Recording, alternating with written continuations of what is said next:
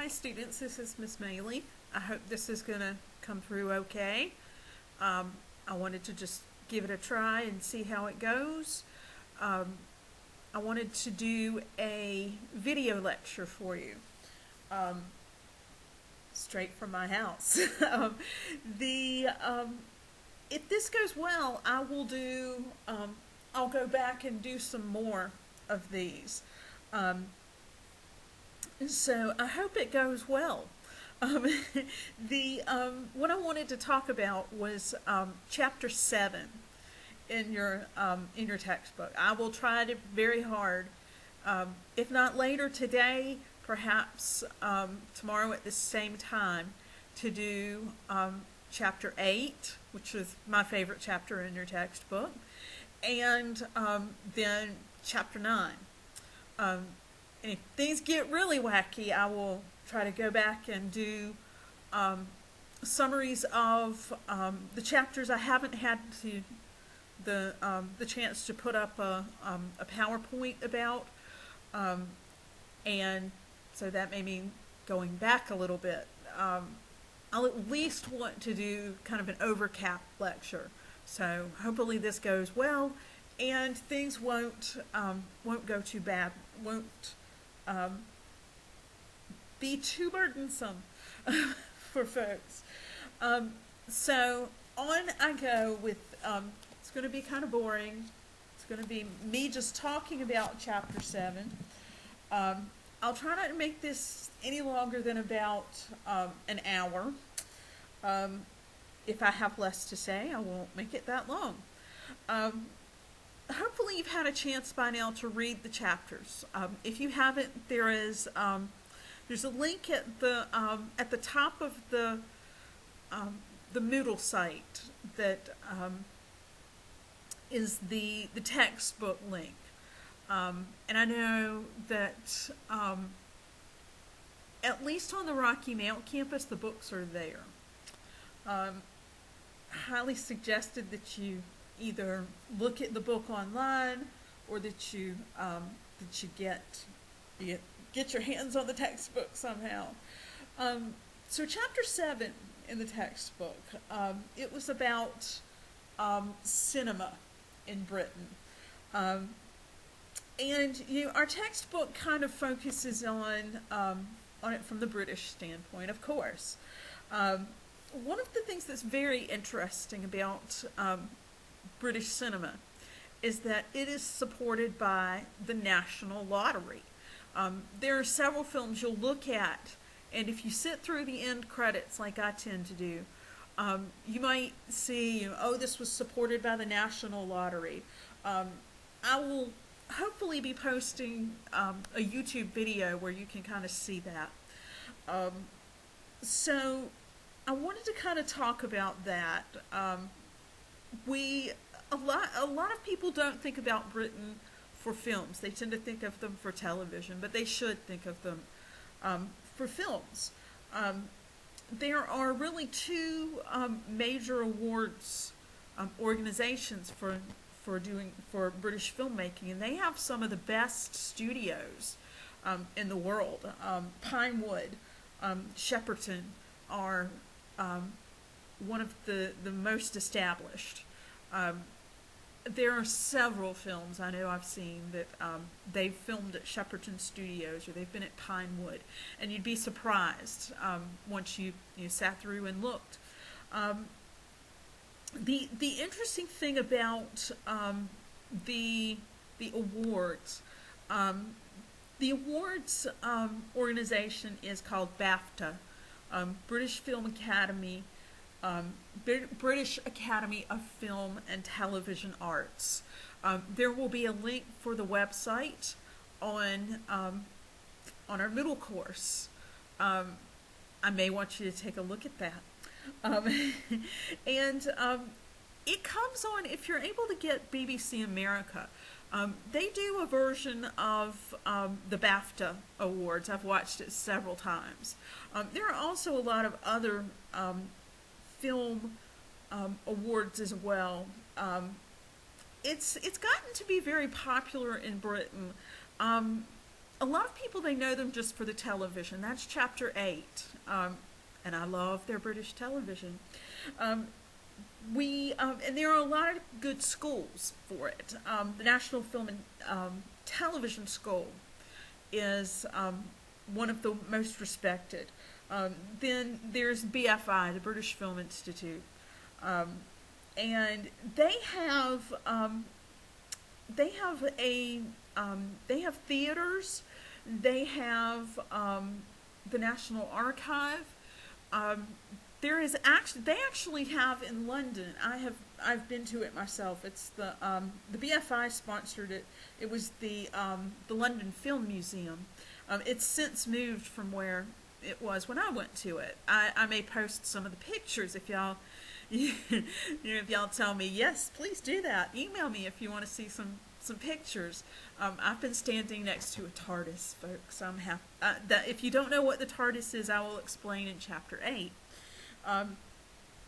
But the BFI, it's really interesting because being very centralized, it's in London. They have the film theaters, they have the IMAX cinemas. They're able to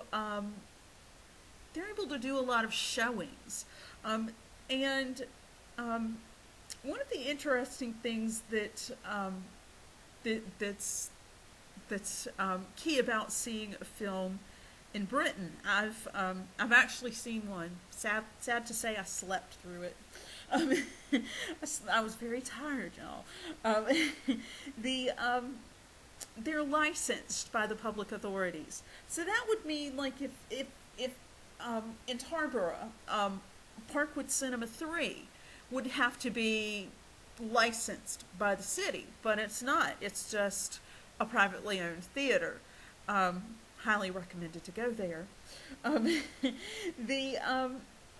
The ratings are also kind of outlined, and they're not like the PG, PG-13 that we have. There may be ratings when there are Blu-ray, there are DVDs, and they have the films that are open to everybody. They're very big about having some films for kids. They're called U films. They're like our G-rated films, general audience. Then they do kind of have PG, but then they have PG-12A, and that's sort of like our PG-13. Nobody under 12 will see a 12A film unless they're with an adult. And then there is a 12, when it's nobody under the age of 12 may rent or buy a 12-rated film. So you might, say you were in London, in London trying to check out a video. It might ask you, are you over 12? So then we see there's another rating that's between that, that's a 15 rating, and I think we can figure that one out. 18, nobody under the age of 18 may see an 18 film. It's kind of like, I guess, a rated R for us. And then there's an R18, the R18, which they're only be able to be shown in licensed cinemas, and they're like X-rated movies. We haven't had a lot of those lately, but it would be an X-rated movie, in case you don't know, would be sort of like a porn film. I hate to say it that way. A lot of the films in Britain are American or British, and I may do a little bit of checking this afternoon. I have some wonderful Wi-Fi here at the house, and I wonder how popular Bollywood films are in Britain. That might be something for us to think about as we're having to think about a writing assignment for this week. Yes, you do have to think about one. So a lot of folks, they go, well, how is it defined as British? It has to pass a cultural test that the British film industry gives.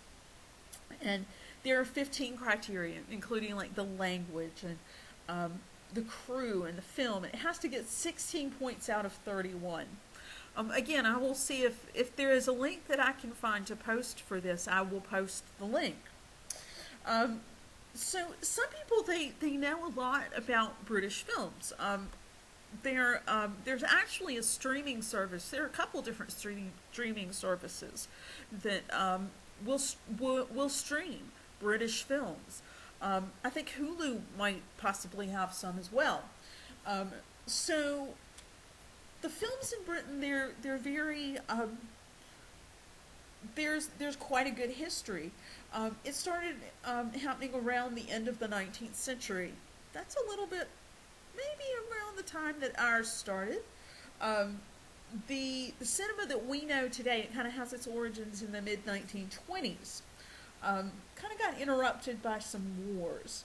A lot of folks might know Victor Saville or Hitchcock, Alfred Hitchcock.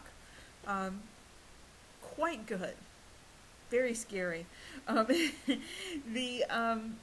there were some stars of those days. I will look and see. We have a wonderful resource through NC Live that's a film database that if I find any good things on there, I'll post some. There are a few that I know that I've seen that are very popular. So I'm planning on posting a lot of links this week. I'll probably be popping those up this afternoon. I'm sorry for the delay that I've had this week. I've been tying up things with the traditional scheduled classes and kind of been overlooking y'all, and I apologize for that. So Hitchcock actually was the one who directed the first talkie that was in Britain. It was called Blackmail. There was also another comedy that came around in 1933 called The Private Life of Henry VIII, which was very popular in America, and it was actually the first British picture to win an Oscar. And it had a lot of historical themes. So as we said, the world wars tend to get in the way a little bit of the of some of the progress, but there were a lot of documentaries that were starting to come around.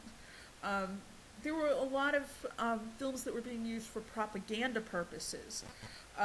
Some of them we may find them on YouTube. YouTube has a world of things, and some of the ones that David Christopher, our textbook author, mentioned were London Can Take It, which was directed by Harry Watts in 1940. Listen to Britain from Humphrey Jennings, and then there were feature films as well, kind of building things up. With the ones our textbook mentioned were In Which We Serve, which was Noel Coward and David Lean from 1943, Millions Like Us, and The Shipbuilders. So there were a lot of pictures about Britain at war. There was the ones our textbook mentioned, The Cruel Sea by Charles Friend, 1953. Reach for the Sky, Lewis Gilbert, and it kind of reassured the post-war public, gave moral justification for the combat. It was kind of explaining, hey, here's why we did this. So it was, it kind of romanticized war heroism, but a lot of people, something started happening around this time that the films kind of overlooked. It was the friction that was caused with women entering the labor market. So everything after the Second World War, it was kind of peaceful. A lot of good popular diversions. Television was still rather expensive at that point. So a lot of people really enjoyed the American films, but there was one thing that one standout that began happening that I will put a link for this on our page that is about Ealing Studios. They're still going very strong, and they wanted to really promote the British film industry, and one of the first big films to emerge from there is The Blue Lamp.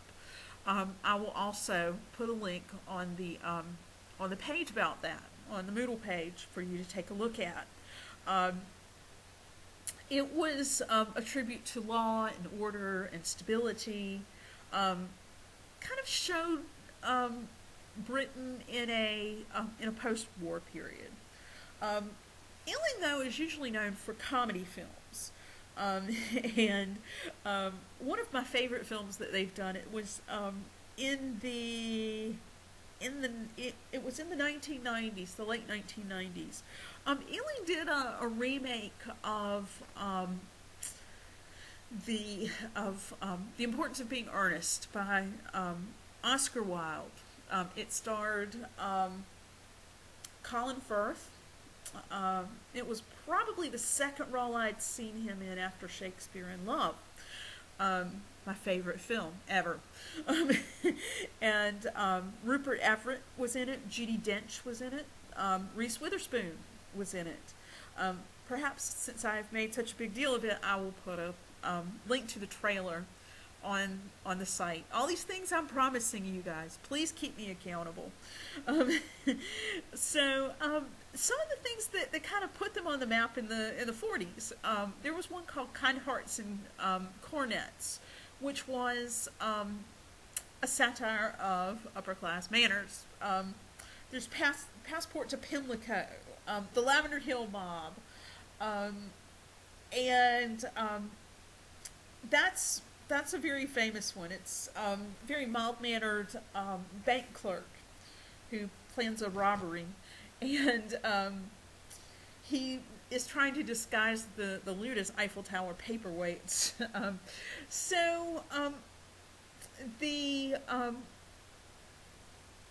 With Ealing, they were really known for their character actors.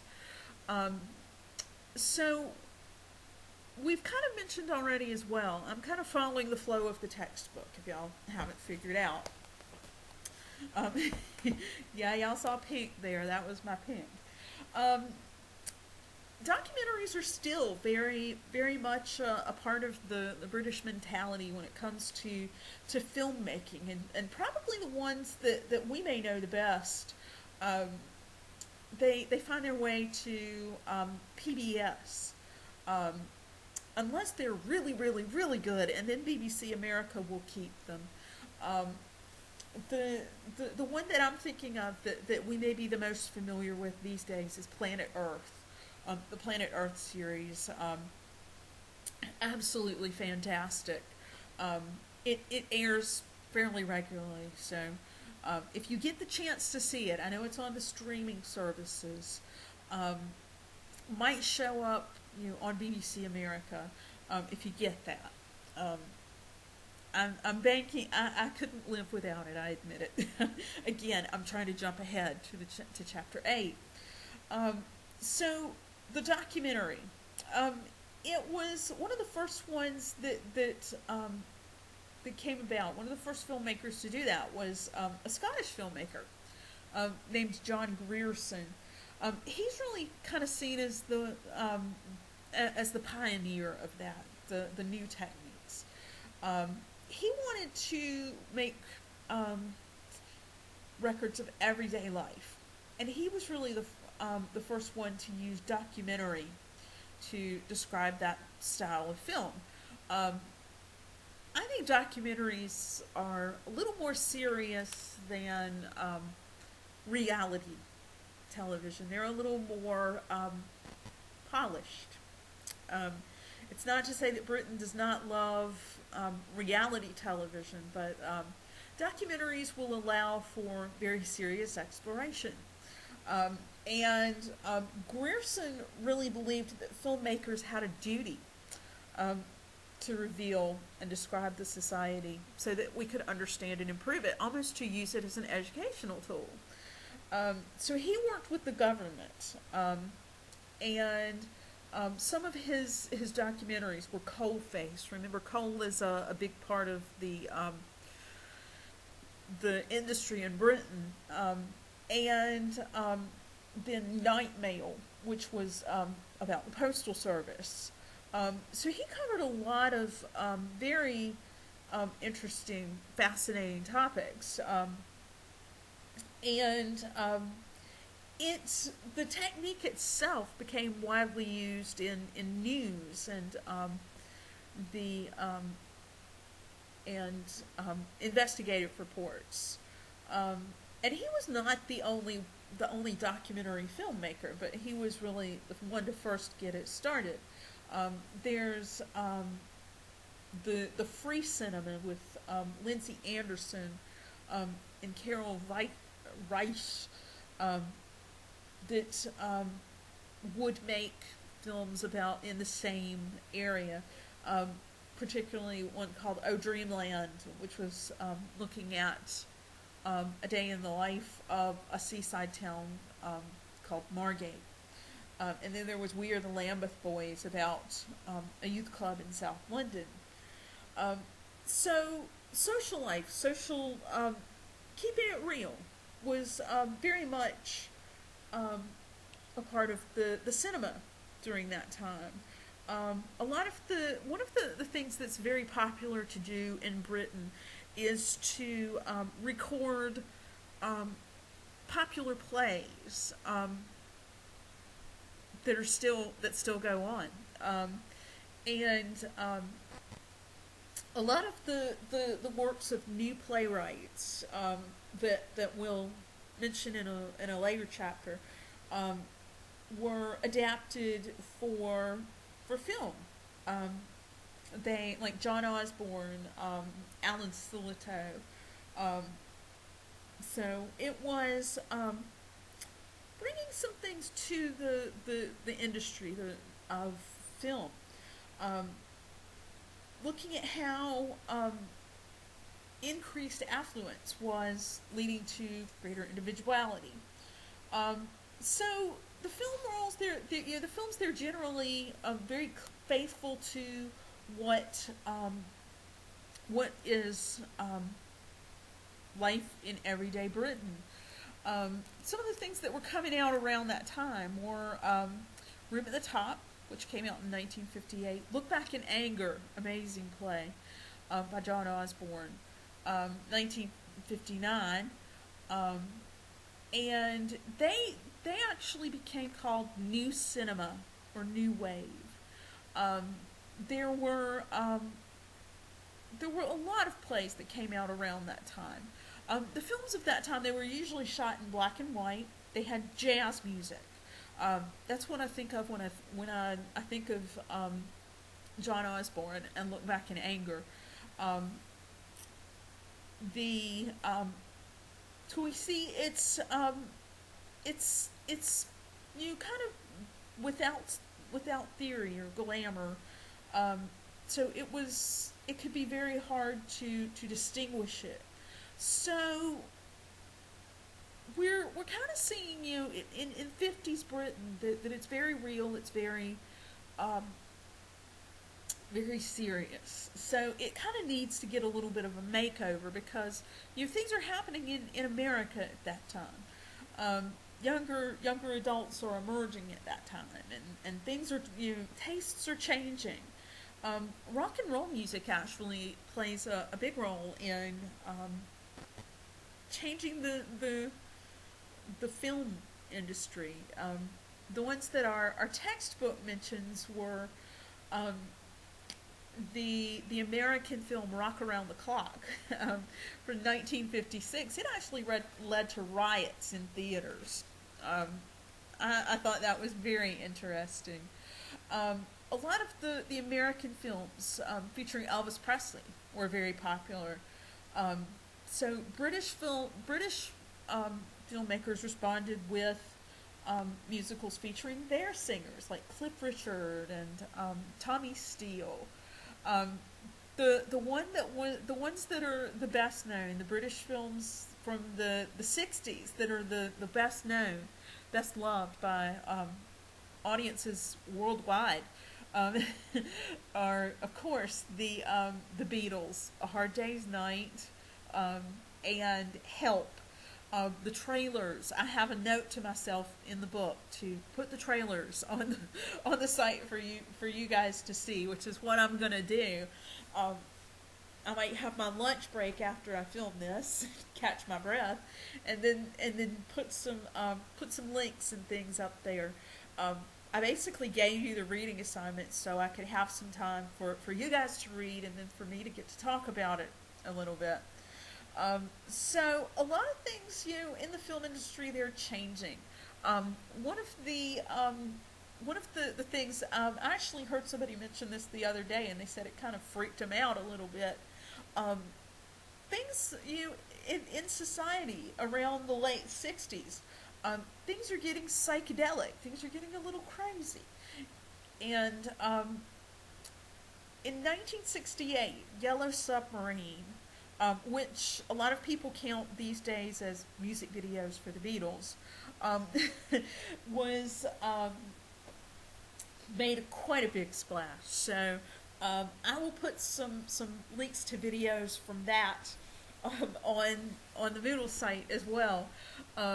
Give y'all a little something to watch. In addition to me talking to you. And like I said, I hope if this goes well that you guys will tell me, hey, I liked that. Do that again. Because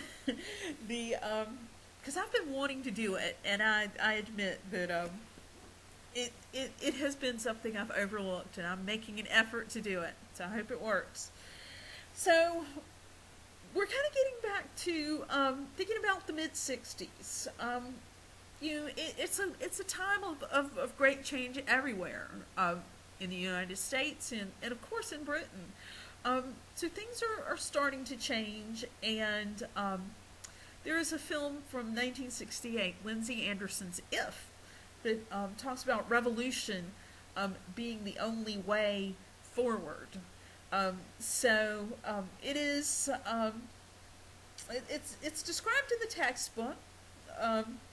It's featuring an appearance by Malcolm McDowell. We might hear about him later. So we also get to see in the 60s the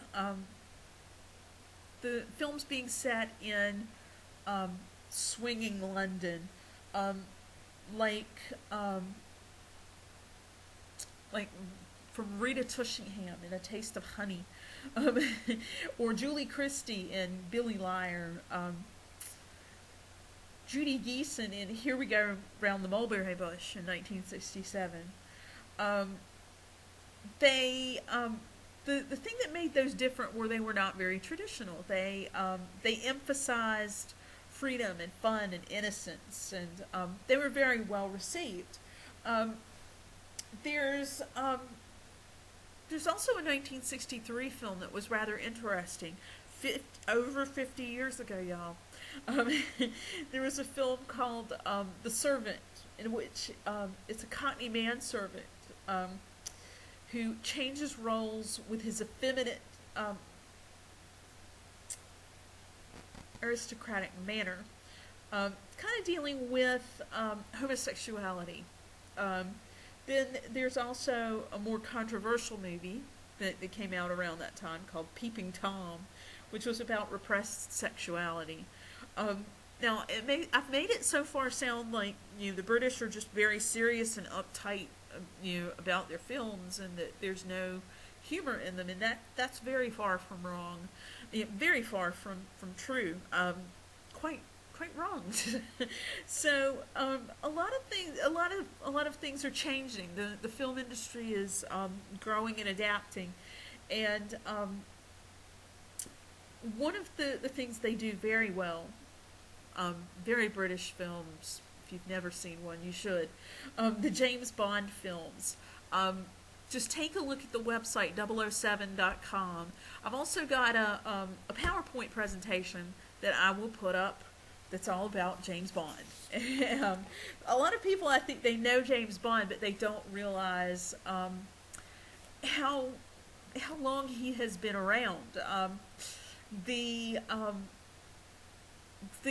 quintessential representation for him, for many people, is Sean Connery, who was actually the second James Bond, and he held the role for quite a long time. I love James Bond films. If you get the chance to watch one, watch one. Very, very British. If I remember correctly, they were filmed at Pinewood Studios. So the character himself, James Bond, he's had to adapt. Few people know he was actually an adaptation from Ian Fleming thriller novels.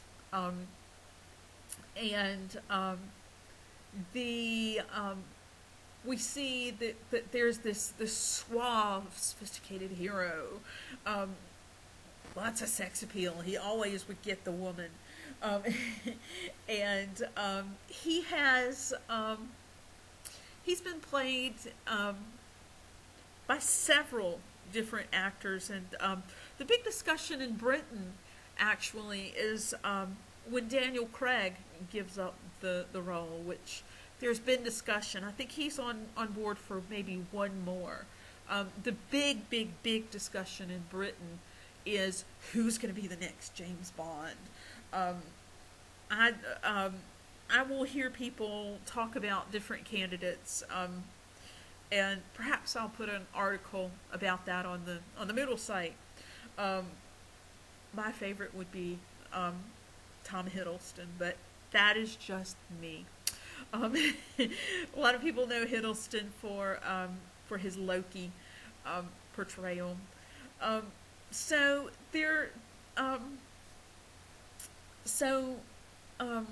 The James Bond movie thing, I'll kind of move on because I promised you I would put the PowerPoint about it. Hopefully it's self-explanatory. If you have a favorite Bond, I would love to know. Email me. I might just put a "Hey, how you doing this week" forum up, just so I can hear from you. I'll be hearing from you, but just so I can hear from you for that. So the Bond movies, they were very big budget productions. There are a series of films called the Carry On films that were very cheap to produce. I think the Ealing Studio did these, and I will put a link on the Moodle site about the Carry On films. Sometimes sitting through here and being accountable on video is really a great thing for me. So I can remember, oh yeah, I was going to put a link about that. Oh yeah, I was going to put a link about that.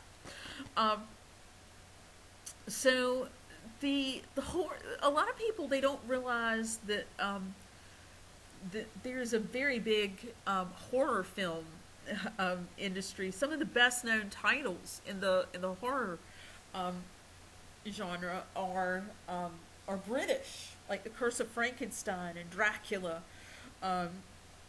We see Peter Cushing, Christopher Lee. They got a little more explicit and a little more vivid with depictions of blood. Like Frankenstein Must Be Destroyed. They were typically set on dark nights and in Gothic castles, and women would move around in dimly lit rooms. Sci-fi was also big during that time as well. 1955's The Quartermass Experiment was a big one. The Damned. Um, they a lot of times they shared things kind of in common with the horror genre, um, but it's thinking about threats to the individual, communities represented by science gone bad, um, communism, concerned about rock and roll music in sci-fi movies. Um, so interesting things. So for the most part, though, even with some of those very isolated successes, the '60s weren't very profitable. Um, so um, this is when we start getting financial um, support from the government. Um, because a lot of people said, "Oh well, it's just not very good." So the so we kind of move on to um, the '70s, when things really do start kind of coming into play. Um, a lot of films are coming. A lot of films start coming out that people know um, and people really like. Um, the So the younger generation in their films, they're looking for freedom of expression, um, tolerance. While some of them very much prefer the more traditional offerings, very historical costume dramas, um, like Cromwell, Mary Queen of Scots, young Winston Churchill. Um, so um, there's a film about Churchill out now, The Darkest Hour, I believe it's called. Um, I was gonna make an offer to y'all. so one of the interesting things that happens in the '70s is that a lot of foreign filmmakers are coming to Britain. Some of the ones who are mentioned are Michelangelo Antonioni, um, Jean-Luc Godard, Francois Truffaut. Then there's good old Roman Polanski. Um, there, some of the films by some of the filmmakers of that point, they managed to be very successful enough that they stayed to make several films. Roman Polanski started with Repulsion. Richard Lester did the Beatles films, and then another one called The Knack and How to Get It. Stanley Kubrick was a foreign director, believe it or not. He's American, but two of the films that are a part of his repertoire are considered to be modern classics. There's Lolita from 1962, but then there's 2001: A Space Odyssey, and a lot of people, they talk about A Clockwork Orange, very creepy film. If I can find the trailer, I will put it on the Moodle site. Um, the weird thing about A Clockwork Orange is just it was adapted from a 1962 novel, and it's violent makeup wearing gangs enjoying a disturbing life of crime, sex, and violence, and Beethoven. Um, they try to correct these things through brainwashing and thought control. Um, and the textbook quotes the words of the protagonist, Alex, played by Malcolm McDowell. It is just as soon as you could imagine it, but not too far ahead. It's just not today. That's all. One of the most disturbing films in Britain, and Kubrick withdrew it, actually. So a lot of films too. They star singers and rock bands. we see one from 1975 about Slade, um, called Slade in Flame. Um, if I can do it, I will put up the Christmas song that I know from Slade. Um, it's a very British Christmas song. So here it is, Merry Christmas, everybody. Um, the way the textbook describes them is kind of funny. They describe them as the oasis of their time, which may not mean much to y'all, but I'll try to help you understand. The other one that kind of changes the mentality a little bit as well is Tommy by featuring The Who, that was an adaptation of an album that they did. And then they also did one called Quadrophenia. Tommy is about a kid who plays pinball, a deaf and mute kid who plays pinball. Um, the Quadrophenia features a very popular song um, from The Who that we know, that's called My Generation. It's really thinking about frustrated youth. Then there are some others that are mentioned as well. Performance, in which Mick Jagger appears. And then there's David Bowie's The Man Who Fell to Earth. Definitely going to put the trailer for that one on the Moodle site. the So we kind of see that the it's really kind of interesting, kind of just seeing the some of the breakthroughs. Take time, if you please, to watch the videos that I post. And since I see it's 42 minutes in and I have a little bit more to say, I want to keep going. Maybe over an hour, y'all. So the 80s, on to the 80s. Lot of change within film industry. The thing that kind of emerges in the 80s is that there are a lot of technologies that allow for film to be made very modest budgets. So there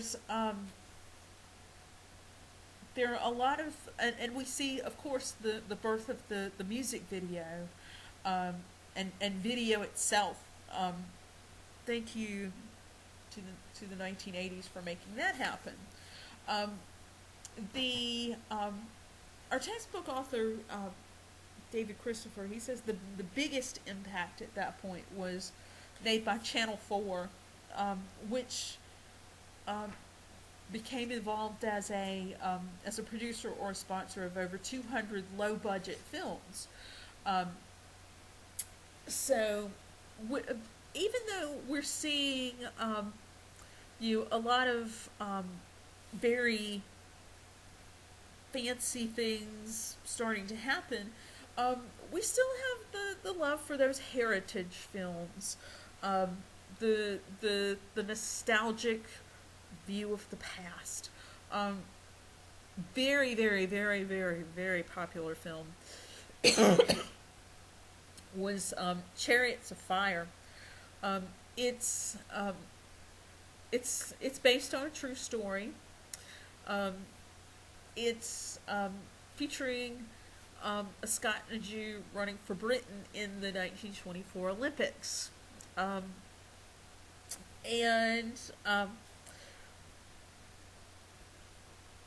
It was that film came out at a really good time. It came out in 1981, and good things are happening for Britain at that point.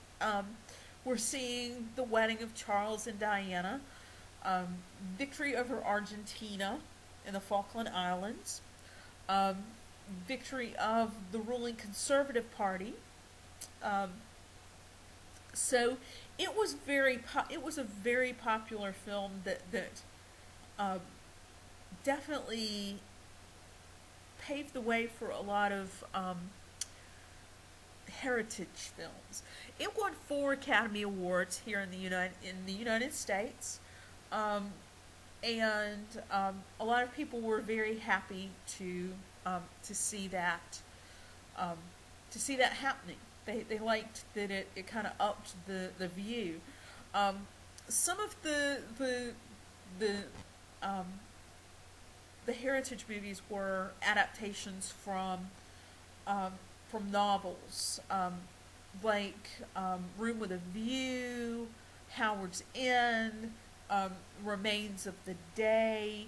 Um, there's the Oscar-winning Gandhi, which was a British film. Um, David Lean's Passage to India. Um, Henry V with Kenneth Branagh. Oh, absolutely wonderful, fantastic, long film, but wonderful.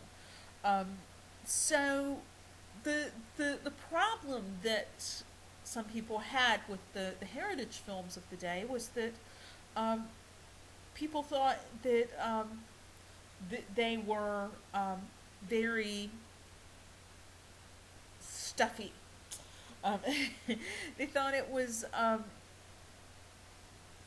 that they were made really for the pleasure of overseas audiences. Um, so, um, even though 1981-82 was a time of perfection, we still had some things kind of coming down, kind of happening around that time. Um, the We see that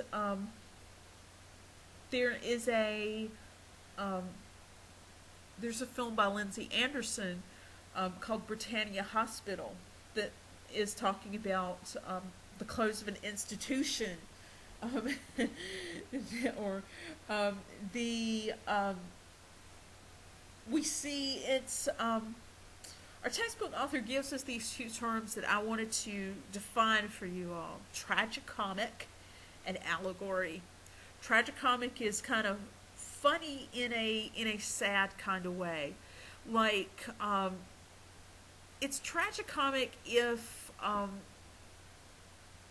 somebody dies and it's a weird sort of way. Like they're thrown from their horse and and the horse runs over them. We may laugh about it, we may joke a little bit about it, but then um, it's kind of sad. Allegory is that everything means something else. Um, everything is big. Um, so it's kind of looking at, well, hey, here's what Britain is becoming. Here's what's happening. Um, so we're kind of seeing the economic policies affecting our filmmaking at that point. Um, the We see that our textbook mentions the Plowman's Lunch, which is looking at the activities of a British journalist, and it's talking about news management and looking at the management of the 1956 Suez Crisis and the Falklands War, kind of showing how it's very insincere. We see there the Cold War is also a big cause for concern for a lot of folks. And it was the subject of a 1985 film called Defense of the Realm.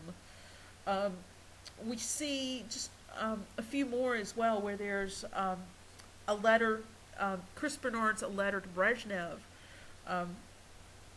which it's given kind of a more humorous treatment when it's two women who meet Russian sailors in a Liverpool club.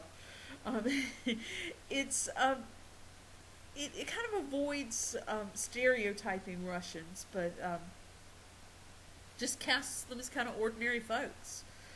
We see there is a um, 1987 film called Eat the Rich, um, which is a satire set in a London restaurant. Um, we see that it's when a waiter is fired, he kills off the staff. He changes the restaurant name to Eat the Rich from the Bastards, and he offers human flesh on the menu. Yuck. So women's issues are also becoming mainstream. One of the ones that's a very big thing. I'll mention briefly Another Time, Another Place, which is looking at domestic repression from an isolated Irish farm.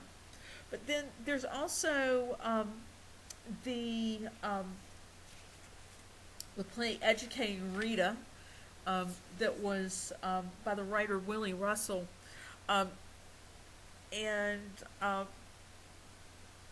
it was it's the story of a young married hairdresser who starts adult education classes. And if I'm remembering correctly, I think Michael Caine was in this. I think he was the one who was educating Rita. And the one of the actresses that I mentioned earlier, Julie Christie, if I'm remembering correctly, played Rita. And Rita was having issues because her husband didn't want her to be smarter than him. Um, so it's kind of an interesting thing. We see that same sort of thing comes about as well with the 1989 film Shirley Valentine, which was about a Liverpudlian housewife and a mother who shares a holiday with her neighbor on a Greek island. So we see a lot of things coming out, and we see there's a 1985 film that's worth mentioning called My Beautiful Laundrette, which was interracial gay relationships. Then there was also a film in 1987 called Prick Up Your Ears, which is the story of Joe Orton, who was a British playwright, and he was gay. So a lot of things they kind of end up changing a lot. Our textbook takes time as well to mention Northern Ireland at this point. And one of the films that there are two films that are very much worth mentioning, that a lot of people may have heard of from around that time. The Crying Game, which looked at political and national feelings in Britain, and Michael Collins, which, if I remember correctly, starred Liam Neeson. Those were both Michael Collins was 1995. It was about a man whose belief in guerrilla violence against British forces is changed into a desire for peace.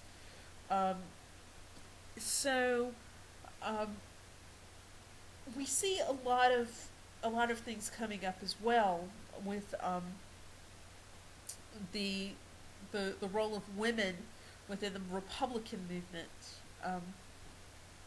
like Maeve from 1981, and Cal from 1984. We're kind of seeing, the film industry kind of opening up very much to a lot of new ideas. So we're also seeing the emergence of independent films. Um, so um, the the aforementioned Channel 4 and its Film 4 commissioned films for cinema release, and then they would be transmitted on the television. So it got quite a boost from there. Um, so we're seeing as well some of the things coming about um, in in films that very much would be political concerns. There's Derek Jarman's Jubilee from 1978, which talks about the punk phenomenon, um, to kind of talk about the life in Britain. There's Horace Ove's Pressure, um, which was an independent production by two Trinidadians. Um, and it talks about being young and black in London during the 70s. Then there was a series of films that talked about the racial tension in Britain's streets, like Burning an Illusion by Menelik Shabazz, Babylon in 1980. That one is about Afro-Caribbeans in the East End, and young Rastafarians. There's also 1980s Rude Boy that talks about the two different Englands that are around there. So there are a lot of films from around that time that have kind of the anger and the expression that come.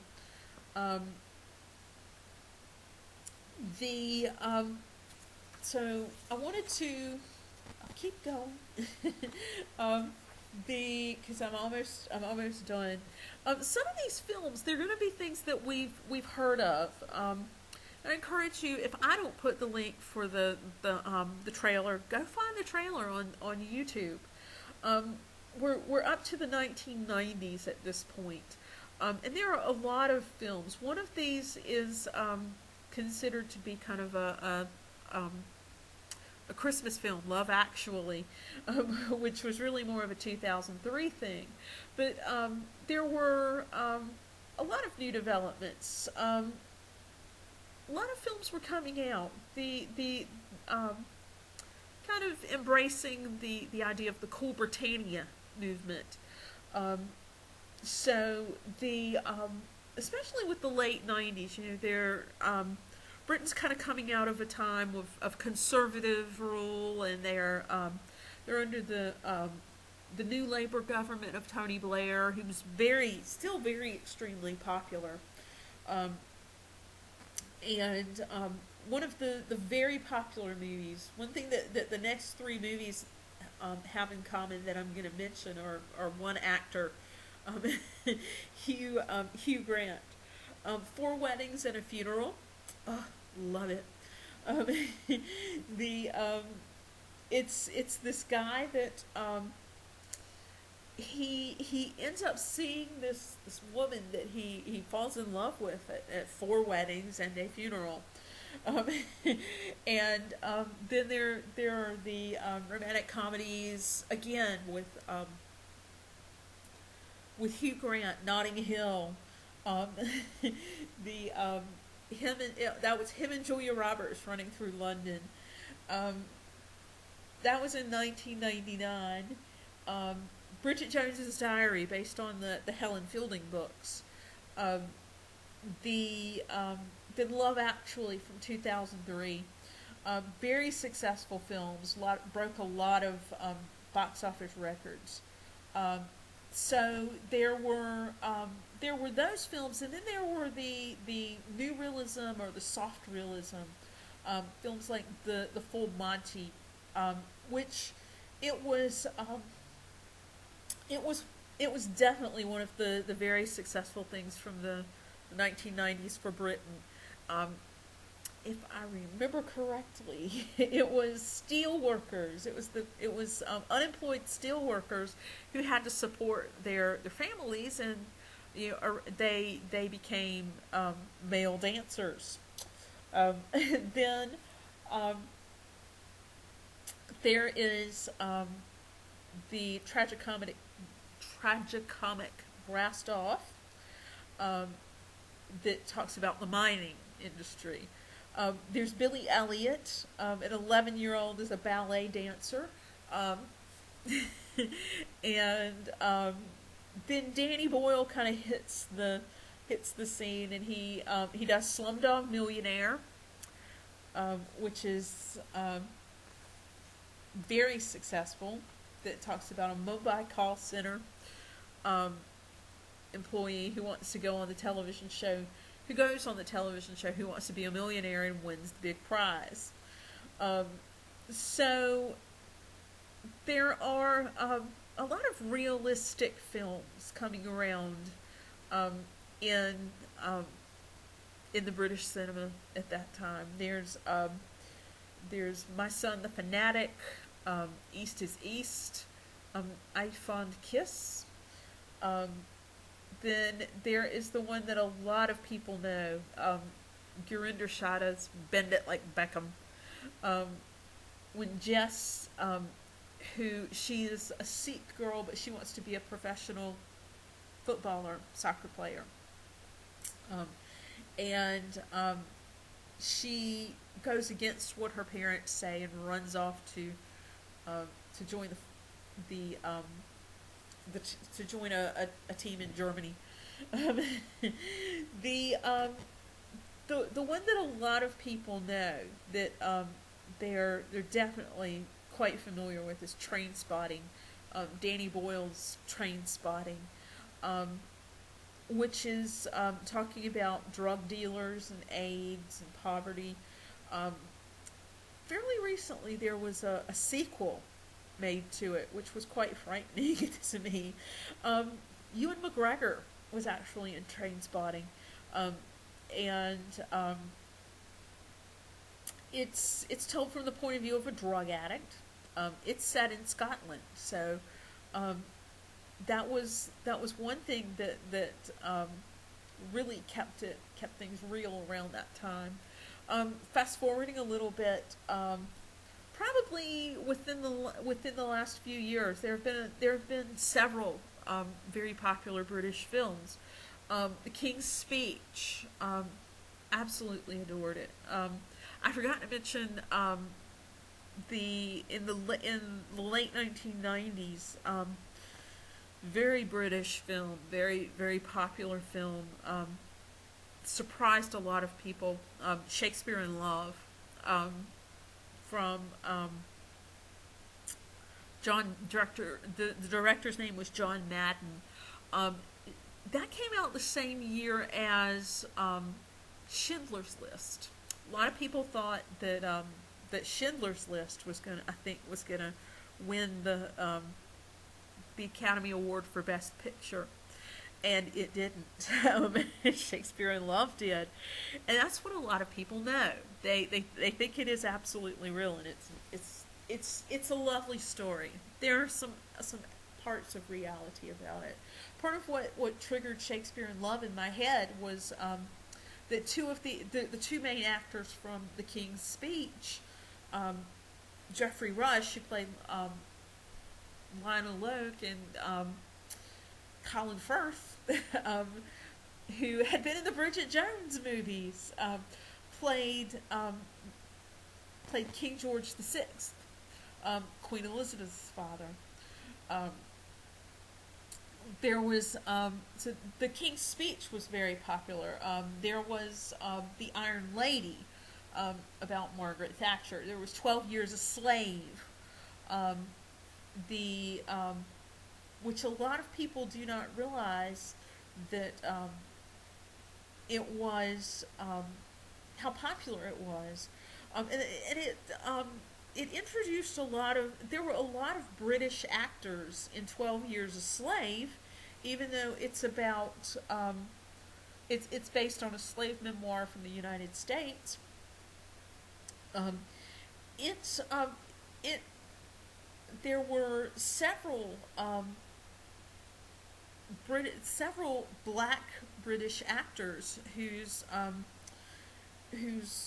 careers were peaking around the late around in the last few years, like Chiwetel Ejiofor. Um, then Benedict Cumberbatch was in that movie. He was in several well-known things for quite a while there. Um, several, at least a couple years, he was in several things that earned him trips to the Oscars. The Another very popular British film that our textbook doesn't address, and I think it's because it was maybe too new for it, was the Imitation Game. Benedict Cumberbatch was up for an Academy Award with that.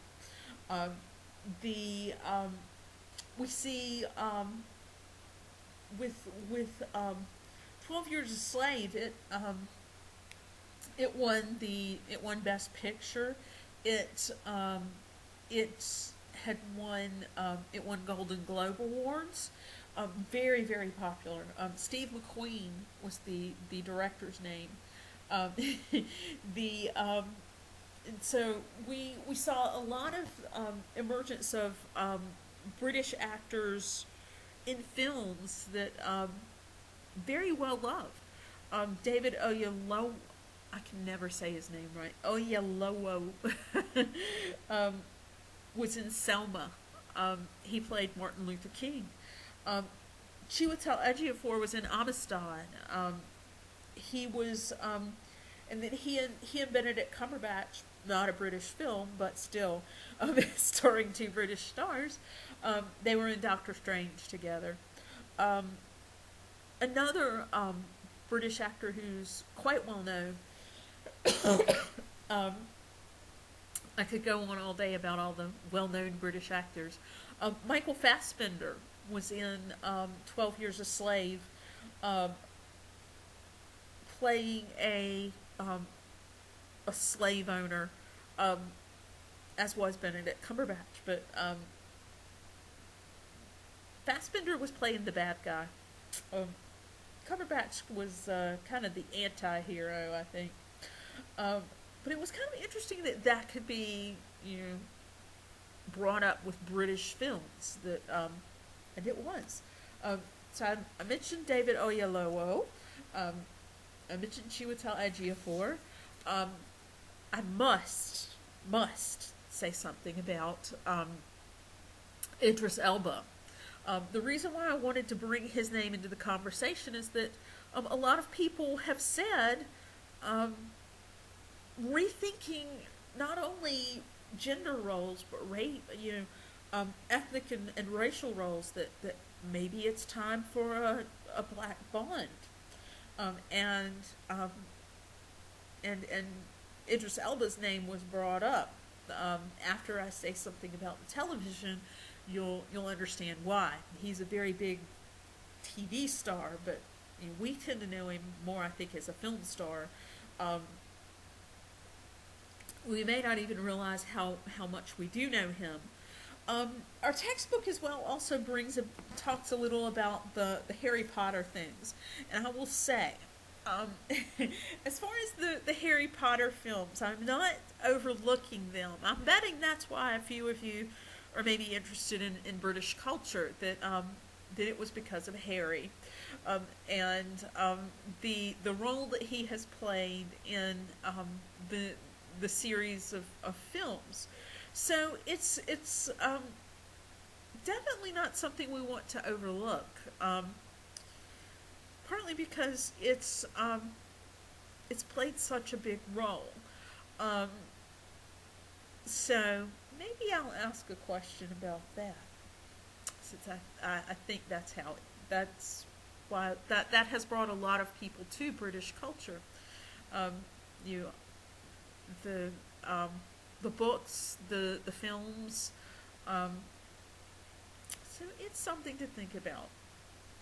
So I had already kind of mentioned that one of the main producers, one of the thinking about the things, just looking at kind of the last section of the textbook. Um, Filmmaking in Britain, it's very fashionable, exciting, glamorous, but there's not a lot of investment in it. British filmmakers can't compete with Hollywood studios, so um, there are a lot of interesting ways of financing films. Like I mentioned, the lottery. There are a lot of them that if you look at the end of them, you'll see this received funding from the lottery, or it'll even pop up maybe at the beginning that national lottery, to let you know that support was there, kind of to push the lottery a bit. Um, so um, it's kind of interesting to look that it's that that the creative industries, they give about 7% to the gross domestic product of Britain. They made a 4 billion pound contribution to the UK economy, um, and that's why a lot of times you will see some of the things happening that you do in British films. Um, the they're getting money from um, the lottery, so they're having to say nice things about the country. There's a little bit of a little bit of um, control there, but the the it's one of the things that's kind of said is that some people don't know how to make a successful movie in Britain. So there are some of the brands like James Bond or Harry Potter that guarantee cinema sales, but not everybody loves a British history movie quite like I do. Um, so a lot of so they may some of the film industry, it may not necessarily be from films. It may be from American filmmakers coming to Pinewood Studios or to Shepperton Studios um, to make pictures. And then there's Warner Brothers that has a permanent base in the UK. Warner Brothers being a United States film firm. So it's kind of interesting. It's that you the so Hollywood produced films will still will still generate more than 70% of the British film things. So it's kind of fascinating to look at that. So there are a lot of things that can impact the industries as well. The ideas of the sales that that a lot of people, they're not going to see that. And I mentioned earlier the there's Acorn, there's the other, I can't remember the service. You'll guarantee I will know it for for chapter 8's presentation. Um, it's so new, that's why I can't remember the name of it. But a lot of the things, they're streaming the things now, and they're so that's actually kind of helping the industry to have things available there to stream. That maybe people in outside of England, they want to see this film that doesn't come, so they'll stream it. So it's kind of interesting that as good as the British film industry can be, that it's very dependent on the United States. for some of the profit. Um, so I will just end off here with saying just later this afternoon, maybe by the time I put this video up, I will have put a lot of links and a lot of things. I may put them on just one page for you to look at. So if this goes well, if I can get this to work, as I hope it will, I will, if not today, if not this afternoon sometime, I will take some time tomorrow to talk to you about Chapter 8, my favorite chapter in the textbook. Just take a look at the links, and I will talk to you guys later. Let me know if this went well for you too. I'd really appreciate it. Thanks. See ya.